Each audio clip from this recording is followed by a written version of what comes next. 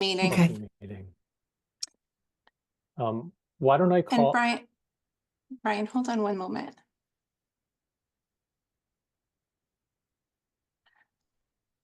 I don't want to say that while this person is in, so I put them back in the waiting room. I don't want to give instructions to get back to the meeting, if that's okay. Okay. All right.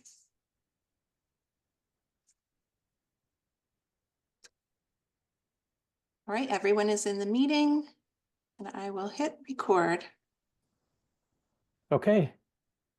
Good evening, everybody. It is Thursday, April 3rd, 2025, 7:02 p.m. And this is a meeting of the Town of Bolton Select Board. And I'm delighted that for our first agenda item, we get to welcome our State Senator, Robin Kennedy, and our State Representative, Kate Hogan, to provide an update and some perspective on how things are going at the State House. So with that, just let me say thank you both so much for your service to our community and for being here tonight. And I don't know who wants to go first, so I'll let you two decide. I'm happy to defer to you, Speaker Pro Temp. Okay, that's fine. That's fine. Kate Hogan here, your state rep. Well, these are interesting times indeed for all of us. I know I will give just a very brief update on perhaps a bit about the budget, a bit about consensus revenue, some things of interest in the Gov's budget, and a little bit of where we're going and our thoughts, and then really take questions from you, because as we move in to the budget and we see where we are, it's going to be really important. And I know the communities will be working closely, well aware that there is an override happening, and I know that that's probably very tense for the town, trying to both educate and understand where you are and where you're going. Each of my towns has an override. And so just to give an idea of where each of them are in terms of what's going on with inflation and how that's having such a crippling effect on our economies. Trying to isolate things beyond that, and certainly there are issues that lie beyond and in specific towns. But with inflation being that trigger that has brought on, I know, the override here the first time in 20 years, that it is indeed the culprit for making things difficult and bringing us to that place. So I know that so far for Massachusetts, our tax collections have looked good. Fiscal 25 year to date is about 25 billion. And that makes it almost 2.8 or almost 700 million ahead of the benchmark that we set.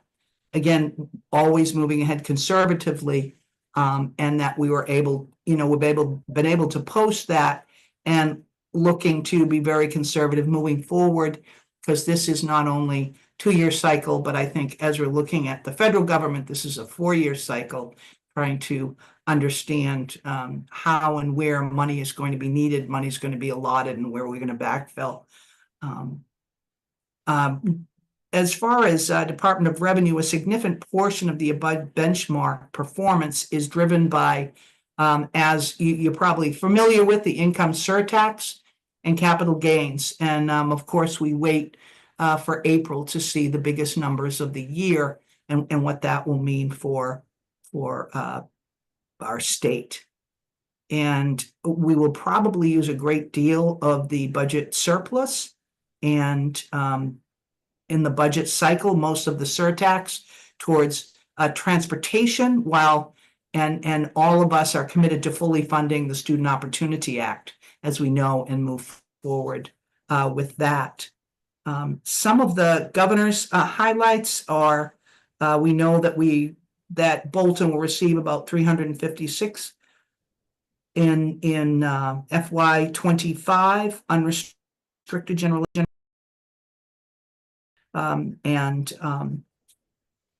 Moving into the next year, again, very well aware of where and how we're sitting with all of those. We also have been able to pass in going a little bit beyond this year, but the end to the practice of home equity theft, which is the practice where cities and towns and even private companies can foreclose on homes for taxes owed and sell it and pocket all of it, not just taking their taxes and returning the rest to the unfortunate homeowner. And that has been something on my to-do list for a long time, and I was delighted to see it pass. In this budget, I always look to provide certain amounts of money for culverts and that kind of repair that needs to happen in Bolton. It is important, and I'm hoping that, you know, we'll be able to have earmarks this year. We also make sure that we have money for oars, which takes care of our rivers through monitoring, and the Metro West Food System, which reaches out into our area. We have also another earmark out through the transportation bond bill, authoring a $750,000 study for transportation needs in the 495 Metro West region.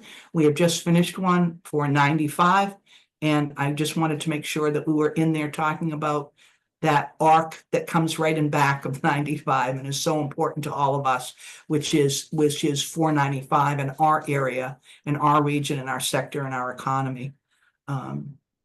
We will have numerous policy changes to grow the economy. $7 million for a live theater tax, which is terrific, something I've always been supporting. Allows candidates to use campaign funds for childcare, which is to bring more folks into the process of running for office. Allows craft beer to be sold at farmers markets. Go craft beer, go farmers markets. It requires creates a pathway in Massachusetts for physicians previously authorized to practice medicine outside the United States to be able to go through a process, and will be a great boon to our underserved area out here. There are many other things that have happened. I don't want to get too far into it, but I know you're also probably aware of last week that Governor Healy signed H62 to extend pandemic era policies, allowing remote access for public meetings in Massachusetts. That runs through 2027. By then, perhaps we can arrive at the kind of ways in which we want it implemented, that it doesn't become an undue burden. For the most part, we've been trying not to pass the bill so it doesn't become an undue burden in those towns too small to be able to afford the kind of technology, while making it available to everyone that does and can. It also lowers the number of people necessary for a quorum, sad to say, at town meeting, so that we can continue on with our business, even if there are fewer people than had been anticipated previously. It allows representative town meetings to be held with remote participation, though that again becomes, I don't know how you do that with the kind of town meetings that we have, which are open, and I don't think that would, so many of what we have around remote is to allow for you to take what you need for your town to work, and we're pretty happy with that. Last year, we were able to pass universal free community college. That is a boon. We have seen the schools, the number of students increase dramatically. I'm so thrilled with that, to think that yes, you can go to college. It's not easy because we're offering free college, and sometimes wraparound is what will get you in the end. But it is, I think, a huge step forward for all of us. We should be proud of it. And universal free school meals, when those were taken away, we made the decision that we were going to step in on that. I think is a way to think about how we're going to be dealing in the future as much as we can with the administration we currently have in Washington. There's going to be a fare-free regional transit service, and that's going to be happening. Hudson will be one that is going to have an increased transit route. We'll be kicking that off soon. I want to make sure that all of my towns know that they have what services they have and how they can access them. Love to work with Bolton moving into the future to see about how we can include you in many of the programs. I know that you work closely with your transit agency, but we can see, anything that I can do to help. I'm much a deep believer in it. So that's where we are. waiting to see what it is going to look like when we pass a budget in these times with these cuts, with the kind of slashing that's going on right now in DC. And we will be in touch and stay in touch as we move through these difficult times. And I'm here to take questions, answer any I can, and get back to you if I can't answer them here. So we'll wait for our senator to speak and then maybe take any questions folks might have. But thank you so much, everyone, for your service and your work. It doesn't happen without you, truly. Thank you so much, Representative Hogan. Thank you, Speaker Pro Temp, and as always, really covered a large swath and majority of what I was looking to share as well. So thank you for that, and maybe just touch on a couple different points to add on to build on to what she shared already. And I think, just in terms of bigger picture, I think to the point of as folks on the call are experiencing as well, that the chaos and uncertainty and unpredictability is probably one of the biggest challenges we're up against, because we can't actually plan a budget that recognizes where cuts may actually come to fruition. We know they're slashing and burning in all directions, but so much of that is being held up in court or is unconstitutional in nature because it's congressional, appropriation. So, we are basing the budget on what our revenue projections look like. And as the representative said, we are in an increase pre-pandemic level. So we have lost all, as you all know, the federal funding that has been a boost to budget, to our budget at the state level and subsequently our towns over the last several years. And I think we're feeling at the state level a lot of the same challenges that communities are facing as well. Medicaid costs alone, year over year spending is going to increase by $2.5 billion this year, and put a fine point on the fact that that's 72% reimbursed by the federal government. So we know that there are major cost drivers in healthcare. We also know that the schools, I know that's a big part of the challenge, certainly in the fair share supplemental budget for FY25. Ways and Means held a hearing today on that. The governor is designating some funding to help address the special ed circuit breaker, which we know across the state. I don't think there's a district that's not impacted by that, particularly around transportation and the astronomically increased costs on transportation, special ed transportation in particular. And so we know Neshoba is managing that as well. So, hopefully that'll help, and we'll certainly in the House and Senate consider what more we can do. With that one-time funding. The fair share surplus is a one-time funding, and certainly as we head into FY26, one of the challenges I see, certainly representing a large gateway city, as well as several communities that include regional school districts, the understanding that the challenges and the gaps we see are coming from every front. It's rural schools, it's minimum aid schools, it's the Student Opportunity Act that's not meeting the needs, although it admittedly has gone a great deal for urban communities. It's the inflation factor for the schools that has been a huge cost driver. And so I think there's a lot of legislation pending around this. And I think that I know there's also conversations we'll have in the budget on filling some of those gaps. My hope is that we get the Chapter 70 Review Commission, which is due, up and running, so that we can actually wrap our arms around across the board in education where there are these gaps. As Rep. Hogan mentioned, we are fortunate with the fair share surtax that we do have this additional investment. It would be $2 billion in FY26 budget designated by our voters to transportation and education. So we'll continue to be able to invest in those areas. I put a fine point anywhere I go that, we also have to continue to raise our collective voices around regional equity.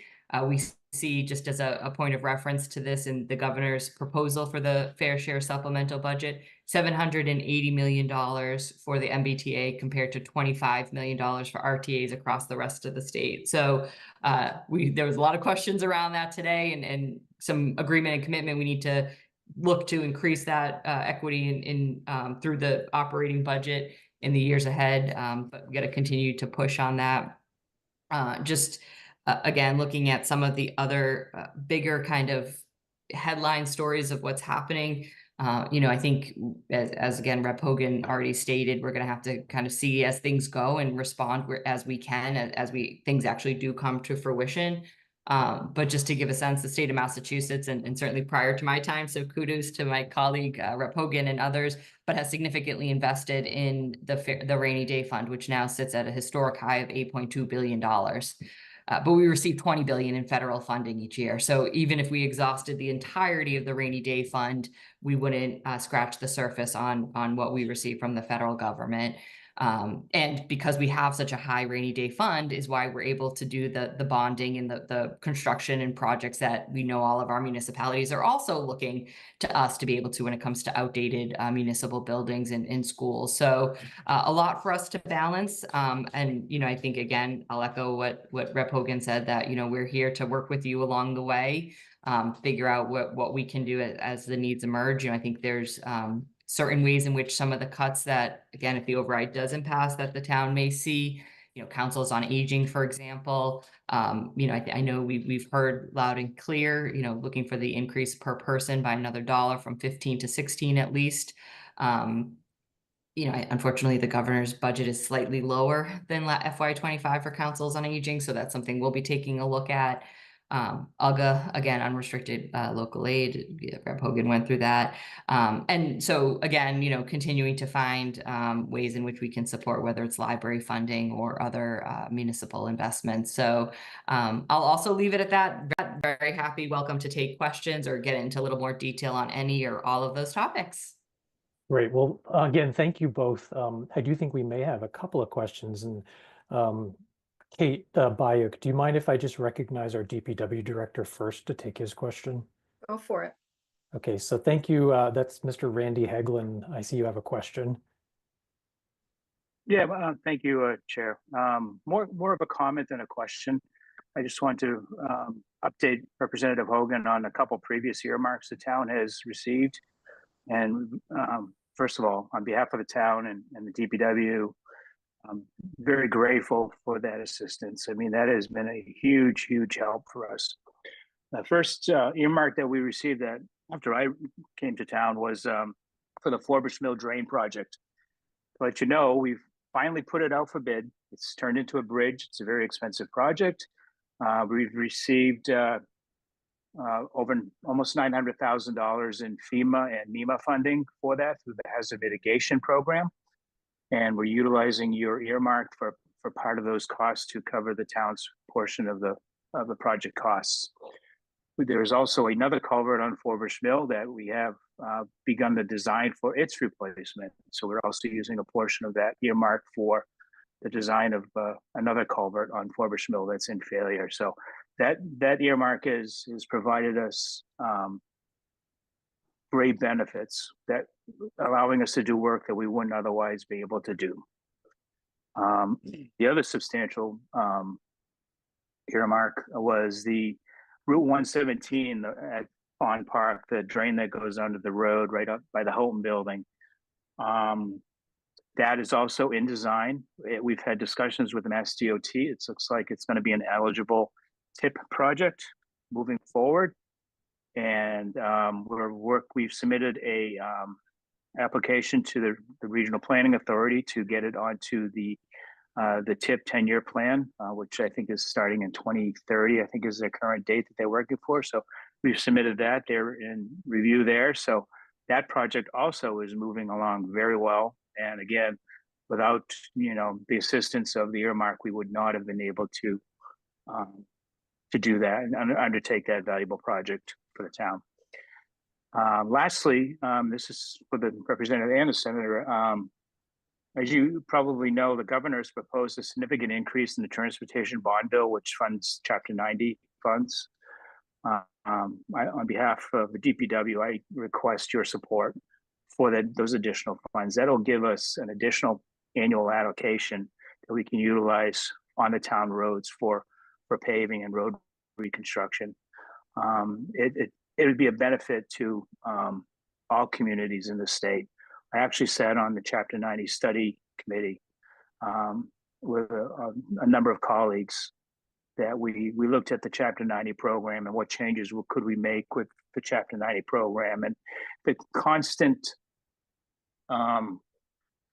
voice that we heard from everybody, the same comment from everybody was the cost for reconstruction and paving has increased through inflation, has outpaced significantly the available funds for the transportation bond bill, which has been pretty static in funding for I think almost a decade, something like that.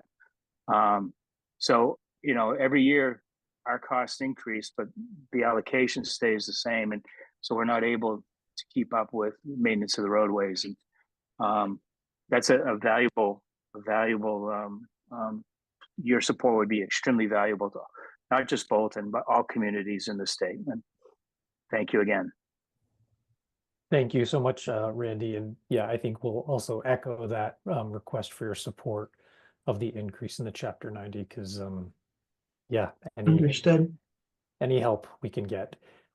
Kate Bayuk, any questions from you? I do have a couple. You know, I know you both know that we're in an override situation. And, you know, really the pressures on the town predate COVID, they predate inflation. This is something, those are making everything a lot worse. But my underlying question is the state considering any sort of overhaul to the Prop 2.5 law? Because generally speaking, right now, 2.5% is not enabling the town to continue to even level fund. So that's my first question. And the second one is related to it, which is there any consideration at the state level of overhauling the education finance and reimbursement system? Because the one-time funds, you know, Bolton's done the one-time funds, and that's why we're in the situation we're in. You know, we need some kind of fix at the state level so that we can eliminate this problem going forward. Well, in terms of, can you go over that question again? What was the first? The first was overhauling Prop 2.5. Prop 2.5. That I have not heard.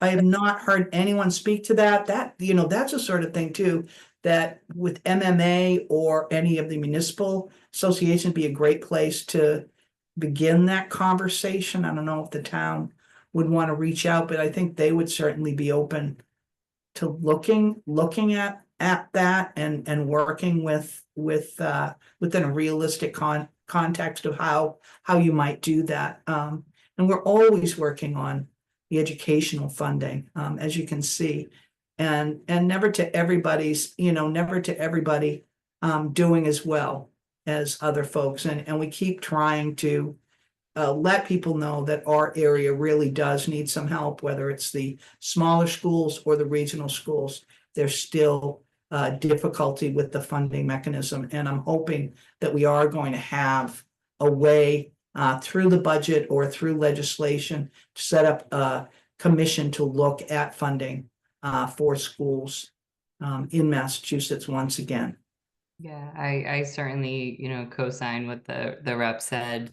100, especially particularly on the education piece.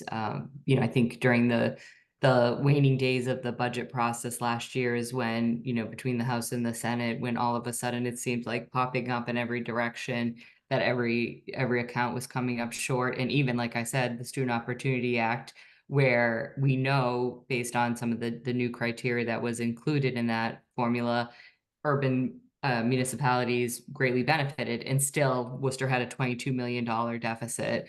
And so really making sure that we are broadening the consideration.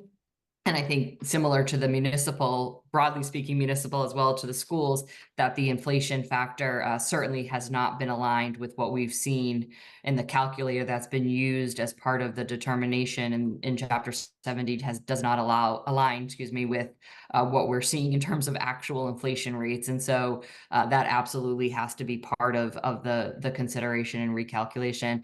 And I do think too, part of the conversation that we have to continue to have is looking at things like school building authority reform as well, and looking at how determinations are made there so that we can give more assistance to our municipalities that are building and looking to build new schools and need to build new schools.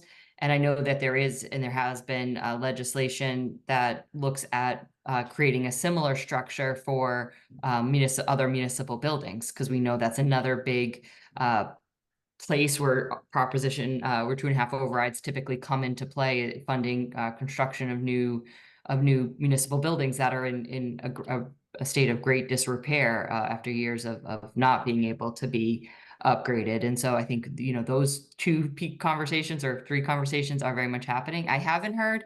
I always found it fascinating. I certainly was in the legislature when Proposition 2.5 came into being, but I guess the way of the world in 1980 is very different than 2025. So certainly worth a look, but I agree. I think having a broader conversation, and I think as we see things happening, as was mentioned, you know, Proposition 2.5 overrides are now far more common than they have been in most municipalities. And so if that's telling us a trend, there's definitely something that needs to be fixed.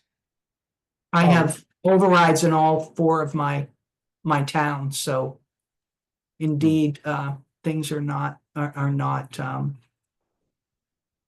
equitable in terms of how we're going to get monies to communities that need it, so. Listen, I want to be really respectful of both of your time. I know we've run a little bit over, so you don't have to answer this now. Feel free to follow up, but this is an education related question, but not a finance one. I was just aware that I think in January, the Attorney General had proposed some potential legislation related to bell-to-bell restrictions on the use of cell phones in schools. And I just didn't know if either of you were following that or had a sense of like where that is in the process and whether there's support for it. Yeah, I mean, I haven't, to be honest with you, followed the Attorney General. I know that in the school committee in Worcester, that's a hot topic. And I know it's a very complicated topic. Surprisingly, in Worcester, where it's an active conversation in the moment, it's the parents that are most concerned about eliminating access to cell phones during the day because of the increase in violence that we've seen in schools across the country. And so I'll have to look into, and I'm happy to get back. I can say I haven't been following what the Attorney General filed, but I know that from a school committee perspective, it's absolutely a very real conversation. And in many respects, that may be where it belongs rather than at the state level, maybe some state guidance, but happy to take a look at it. Absolutely. Take a look. Great. Well, thank you again. I really appreciate you taking the time to be here with us this evening, and thanks for your good work. Thanks you, everybody. Good luck. Again, thank you for your service. Yes, thank you. And look Very forward much to continuing to work with appreciated. you. Thank you.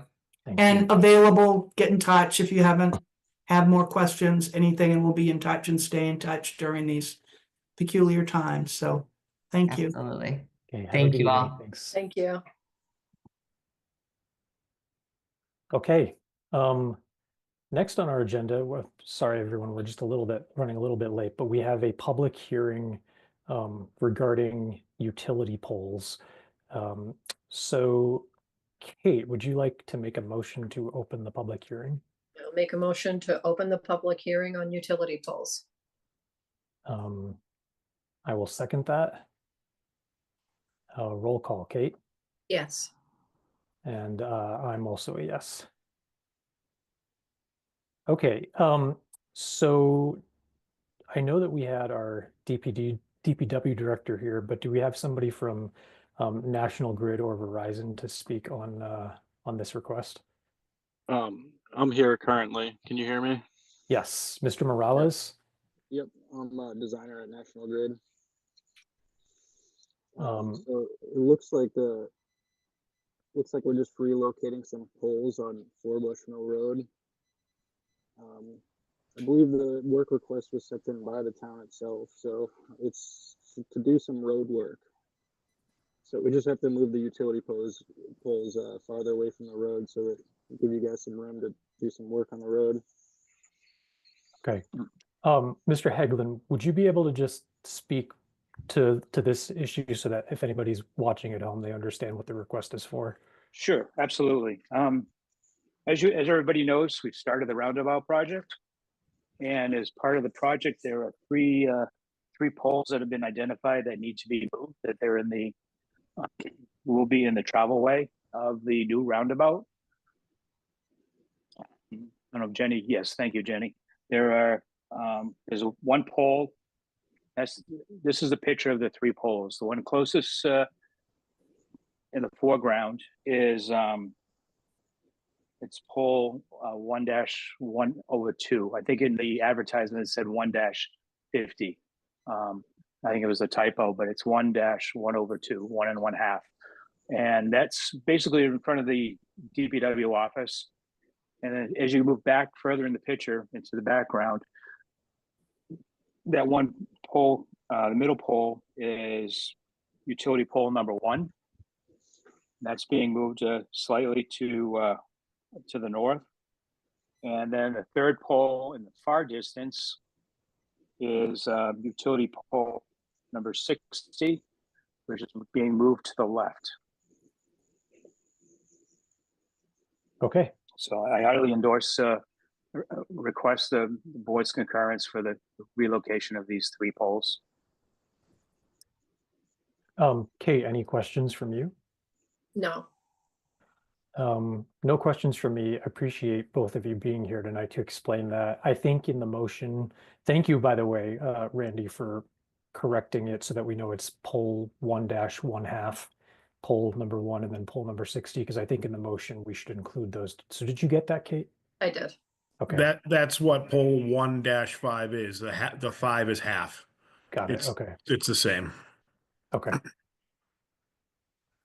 All right, well, I will make a motion to approve the petition of National Grid and Verizon to install 3 jointly owned poles approximately 60 feet south of the center line of the intersection of Main Street and 4 Bush Mill, continuing approximately 160 feet in a southwest direction, relocating 3 poles number 1-1/2, 1, and 60. And I will second that. Roll call, Kate, Yes. and I'm also a yes. Oh, sorry I'm sorry. I just realized, Mr. Case, were you trying to pipe in and say something? No, I was just commenting on the pole numbers. The 1-5 is a pole 1.5. Got it. Sorry if Yeah. I didn't, if Yeah. you were trying to raise your hand earlier, I'm sorry No. if I didn't see it. Sorry about that. Okay, so we are all set with that. Great. Great. Thank you Thank all. you. Thank you. Yeah. Thank you. Okay. Okay, next up on our agenda, it's a continuation from March 27th of a public hearing regarding intent to accept the layout of a public way. And this is on the petition of D. Bruce Wheeler, the trustee of Tadmore Realty Trust, related to, and this is related to the public way Goose Pond Path. So I think the first thing we need to do is have a vote to open that public hearing. I will make a motion to open the public hearing on the intent to accept layout of public way. And I will second that. Roll call, Kate. Yes. I'm also a yes. So now that the public hearing is officially opened, I know that the last time we were here, our town planner, Pam Harding, had walked us through basically like a checklist of various items that were still to be completed. So Pam, I see that you've joined us this evening. Thanks for your time. And are you able to provide an update? Sure. At the last meeting, we reviewed 3 specific areas on the layout plan that required revisions related to the easement access areas, and we still are awaiting those revisions. So I would request that you continue this to your April 17th meeting. Okay. Before we do that, I just want to give an opportunity in case anybody had joined from the public to make any comments. Not seeing anybody with their hand raised. So, Kate, do you have any questions of Pam at this time? Do we anticipate that they're going to be ready on April 17th? I am anticipating that. I gave them that, that's the drop dead date to get revised plans into us, that there wouldn't be another opportunity. So I know that their engineer is working on it, and I was contacted by their attorney today. So I do know that they're doing their best to get the items rectified. Okay. Okay, great. Thank you. So just procedural point, Kate, when you make the motion to continue the hearing, if we could just please specify not only that we're continuing to April 17th, but also that it would be for 7 p.m. on Thursday, April 17th. That would be great. Okay, I will make a motion to continue the public hearing on the intent to accept layout of public way to Thursday, April 17th at 7:00 p.m. And I will second that motion. Roll call, Kate, Yes. and I'm also a yes. I think we also need to close the hearing, but I'll say thank you. Oh, no, we're good, Pam. Thank you. Thanks. And thank you again for your time this evening. Thank you. Thanks, Pam. Have a good night. You You too. too. Okay, and then the next up on our agenda, this is an item related to the review of a disclosure by a special municipal employee. That's a technical legal term related to people who serve on certain elected or appointed boards and commissions. So this is related to a disclosure of a financial interest in a municipal contract by a current member of the Parks and Recreation Commission, Erica Mond. And I see you here this evening, Erica. Hi. Hi. And I know that we had also received a copy of some paperwork which had included your disclosure form. So let me just first ask Kate, did you have any specific questions for Erica having reviewed the materials? No, I reviewed the disclosure form. I also pulled and reviewed General Law 268A, Section 20. So I'm pretty familiar with where we are. Okay. Erica, was there anything else? I know I think you spoke a little bit at the last meeting. Was there anything else that you wanted to review tonight?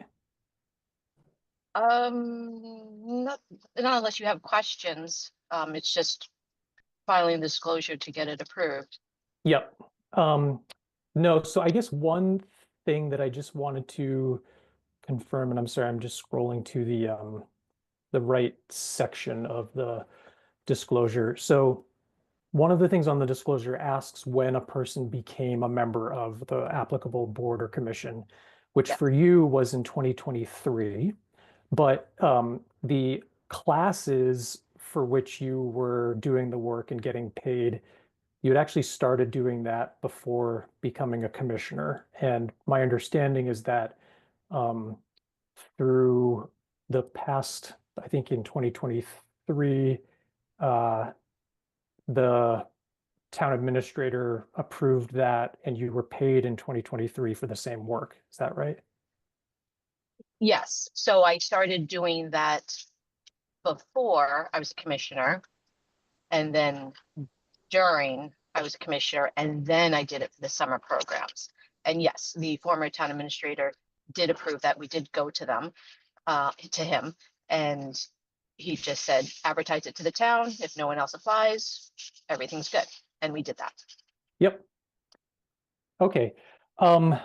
So I just want to say one thing before we vote on this, which is that I think that it is really important, and I know that this is something our town clerk is pushing now, and maybe the state even has a system. It's really important for all members of boards and commissions in the town to do the annual ethics training, because the rules are somewhat counterintuitive. And I think the key thing here is that, generally speaking, some sorts of financial interest, if they're disclosed, it's totally fine. And what we're dealing with here is a retroactive disclosure based on a practice that had been approved, but just not formally disclosed.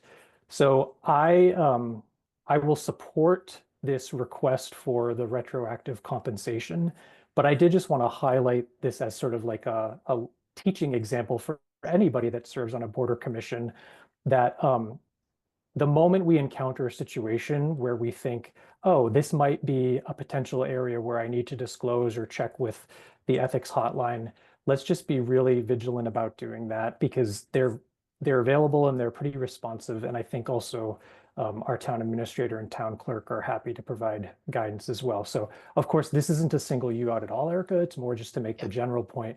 All of us that serve in these positions need to be vigilant about that. Yes, I agree. And I apologize that I didn't know this all at the time. It was just my ignorance with that. Understood. Kate, do you have any? No, I echo what you said, Brian. It is important. We all need to be careful to comply with our ethics obligations. But at the same time, I'd like to say, Erica, thank you for the service that you provided to the town. I believe it was a valuable service that you provided to the kids. And thank you for your service as a commissioner. Oh, thank you. You're welcome. So is there a motion? I will make a motion to approve the disclosure by special municipal employee of financial interest in a municipal contract. And I will second that. Roll call, Kate. Yes. And I'm also a yes. And Erica, let me echo that as well. I know you're not seeking re-election to the commission this year, but I know you put a lot of sweat equity into your role as a commissioner. So thank you for that. Yes, I have to admit that it will be strange not being one, but I'm not dying. I'm still resident, so you'll see me around. But thank you Okay. all. I really Thank you. appreciate your patience with this as well. Of course, thank you. Thank you.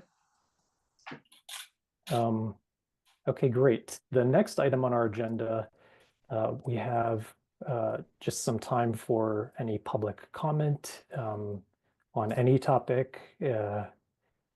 If it's not related to something that's already on the agenda, we typically reserve any response until our next meeting. Okay, seeing no public comment, I will turn things over to Marie Sabelvaro, our town administrator, for her report. Sending my request to Jenny for sharing.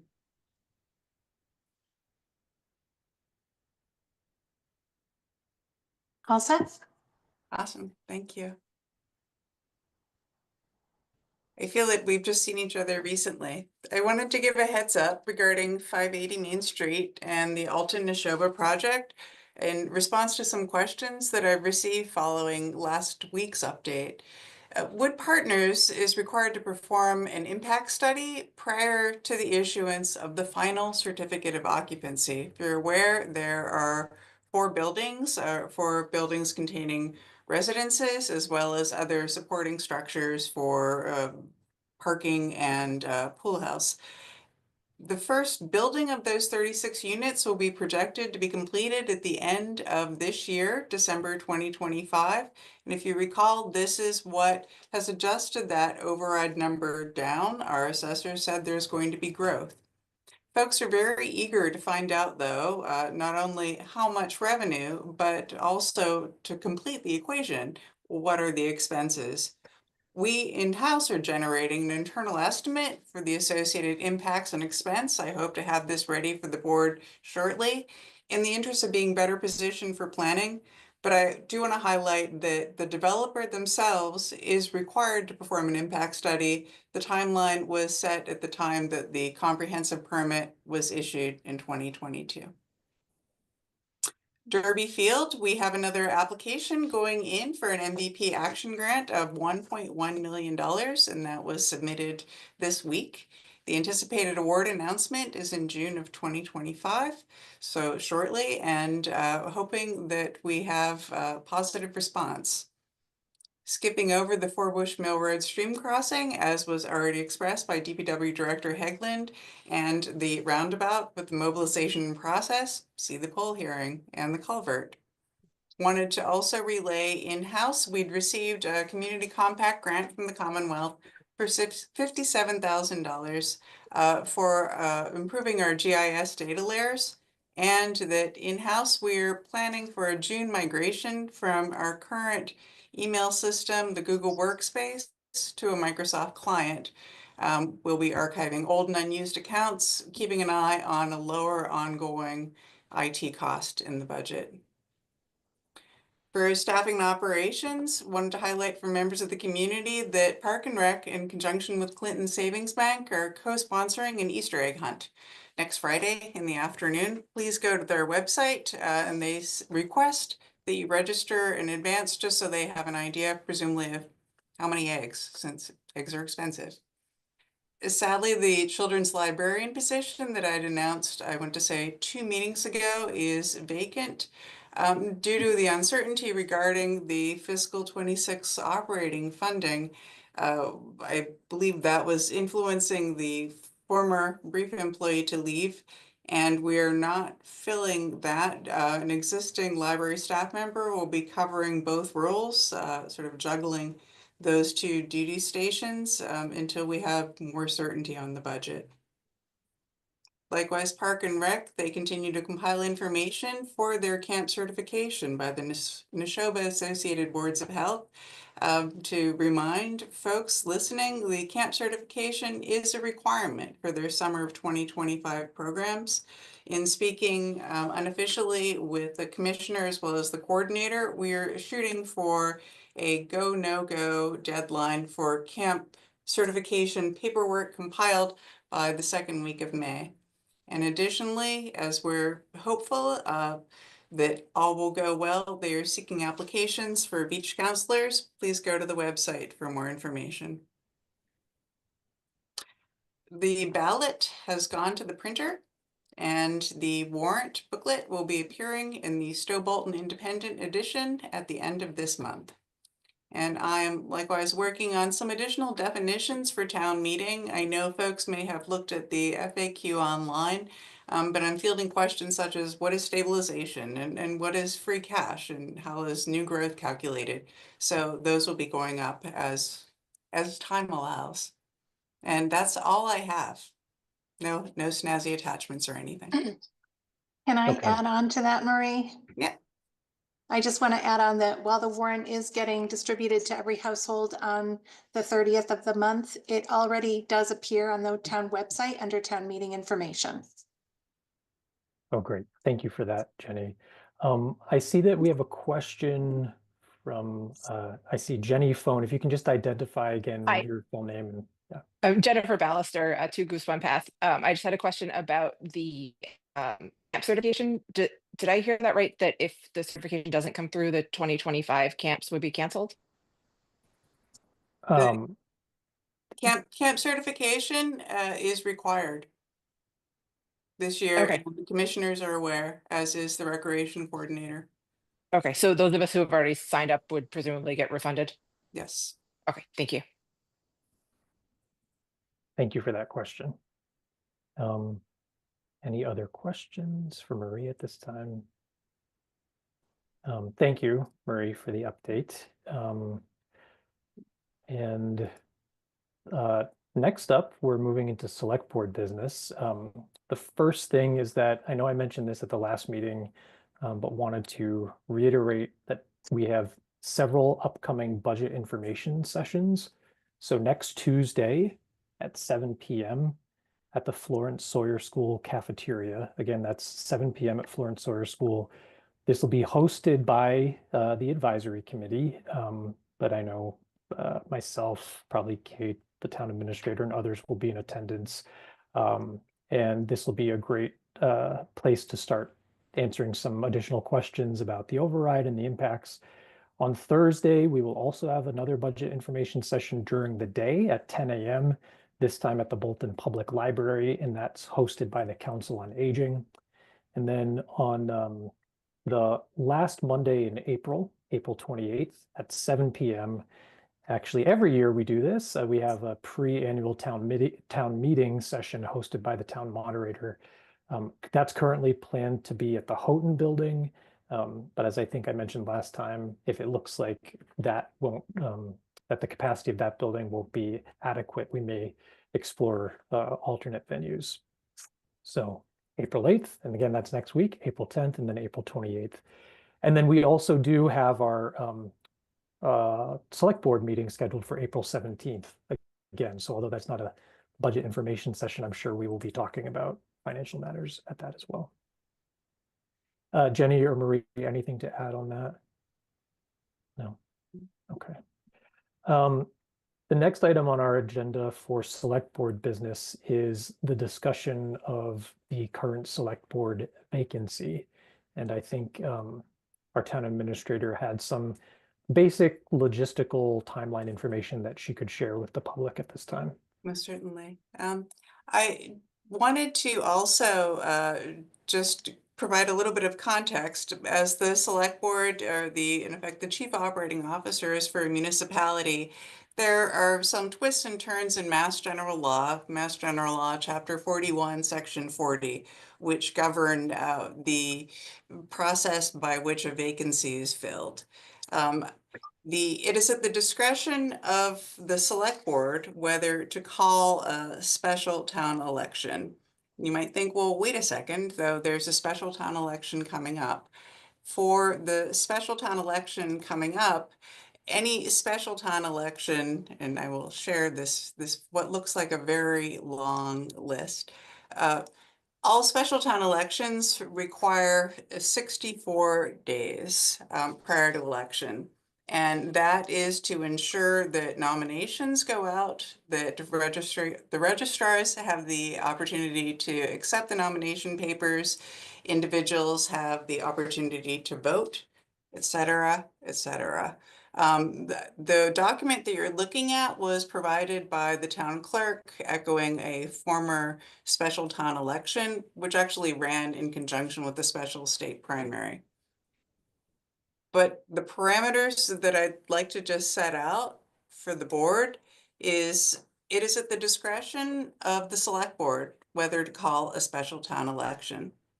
A board may call a special town election at any time. You must allow that minimum of 64 days between the vote to accommodate that entire long process. If a petition with 200 signatures requesting a special town election is filed not less than 100 days before the next annual election, in other words, looking at before January 11th, 2026, the board may, but it's not shall, call a special town election. Per our counsel, he likewise reiterated, there is no time constraint on the board, though, to call a special election under, the scenario of you're being inside or outside the 100-day window with or without a petition. So in effect, it is at your discretion with the exception of that 64 days.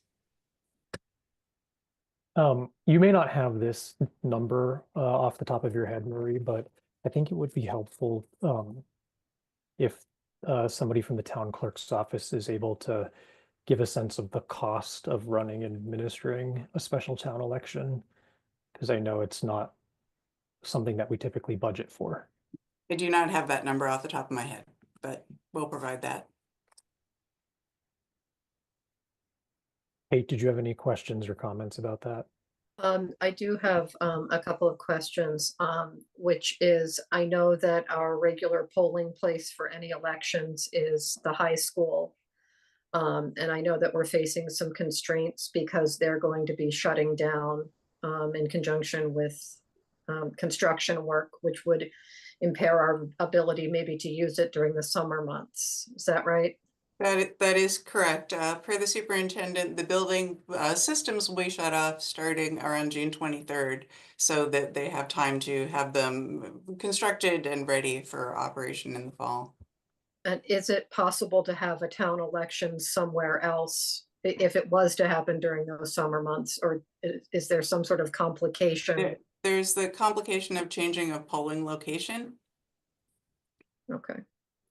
That is our polling location. We can't designate an alternate location for a particular alternate address.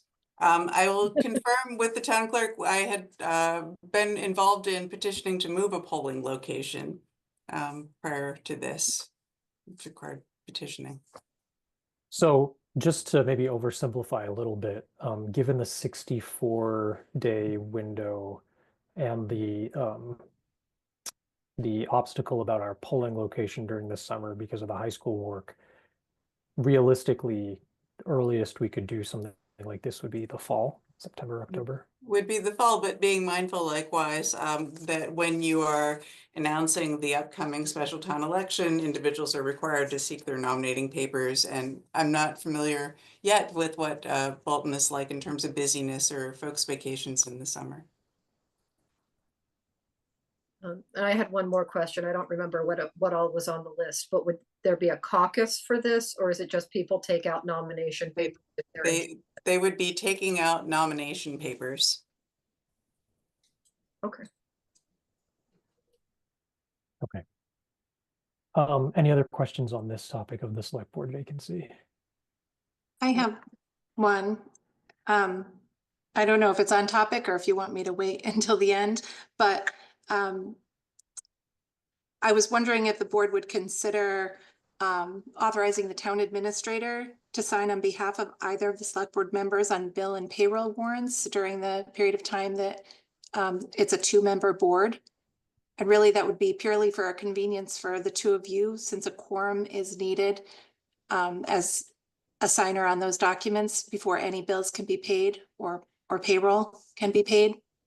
How about let's talk further about this when we get to the item about approval of bills and payroll warrants toward the end of select board business. Is that okay? Sure. Great. Thank you, Jenny, though. Okay, next up is any public service announcements from the select board. I've already made mine with the budget information sessions. No, none from me. Okay. Future agenda items. Nothing from me on that either. Yes, I'm holding on that for now as well. Select board reports. I have one here, which is I had raised last time the idea of doing a letter to the editor from the select board. And what I've done is I've drafted a letter on my own behalf. But I'd like to share it and see, Brian, if it's something that you would want to sign on to and do from the select board in general, or whether you prefer to do your own and I'll do my own. But I think Jenny has that available to share. The constraints of this is that I'm limited to 300 words, which is not a whole lot of words. But that is the limit for the items op-ed.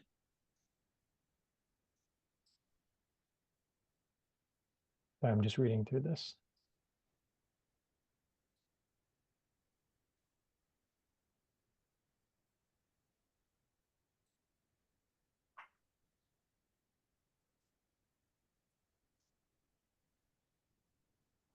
Well, I think this is great. Thank you, Kate, for putting it together. I had a couple. So this is for the item or also for the Bolton Independent? I would think it could be multi-purpose. I believe the item has the shortest word count. Got it. I actually don't think there's any harm in us each writing our own letters. Okay. We can, I think, why don't we do that? And then I guess that's a few different voices striking similar notes. Does that work? Fair enough. Yep. Okay. We have the next up is to vote a recommendation for an outstanding article or articles. I believe there's just the one. And Jenny, I don't know if you're able to share your screen, but just as you're sharing screen, I'll just remind folks, we discussed this article, I think it was now 2 meetings ago.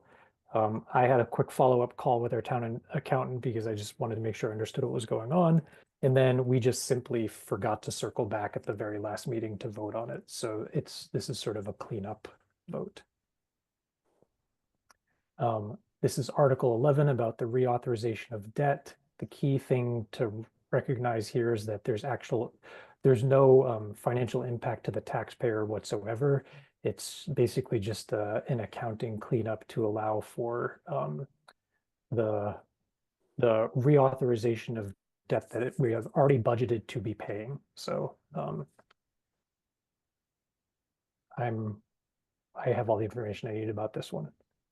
I do too, so I will make a motion to approve Article 11, reauthorization of debt. And I will second that. Roll call, Kate, Yes. and I'm also a yes.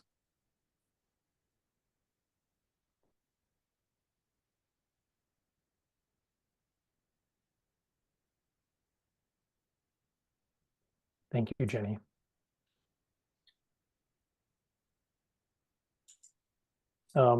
We have next a review of minutes, and I believe we just have the February 27th minutes that were primarily generated, I think, by our AI software, but with some significant editing on the back end by Jenny Jacobson. Were there any edits to that, Jenny? I hadn't received any from either of you.